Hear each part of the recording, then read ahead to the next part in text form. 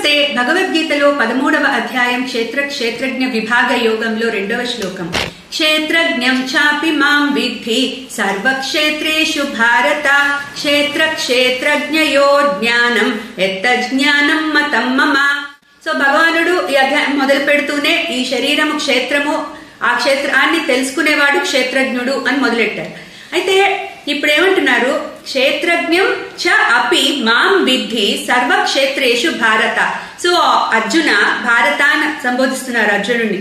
ఓ అర్జున, ఈ సర్వక్షేత్రాలలో అంటే సమస్తమైన శరీరాలలో ఉన్న క్షేత్రజ్ఞుడిని నేనే అని తెలుసుకో. అంటే మనకి variety of forms and beings కనిపిస్తున్నారు. అంటే శరీరాలు, డిఫరెంట్ శరీరాలు మనకు కనిపిస్తున్నాయి. మనుషులు కావచ్చు, ఇతర జీవులు కావచ్చు. కానీ అన్ని శరీరాల్లో, అన్ని క్షేత్రాలలో ఉన్న క్షేత్రజ్ఞుడిని నన్నే అని తెలుసుకో అర్జున.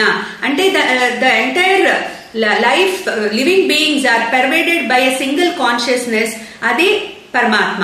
సో ఆ క్షేత్రజ్ఞుడిని నేనే అని అర్థం చేసుకో, నేనే అని తెలుసుకో అర్జున అని ఏమంటున్నారు? క్షేత్రజ్ఞయో జ్ఞానం ఎత్త జ్ఞానం మతం మమ. సో ఈ క్షేత్రానికి క్షేత్రజ్ఞుడికి ఉన్న డిఫరెన్స్ ని వివేకం ద్వారా తెలుసుకోవాలి. సో ఈ తెలుసుకోవడమే అసలైన జ్ఞానముగా నేను భావిస్తున్నాను అర్జున.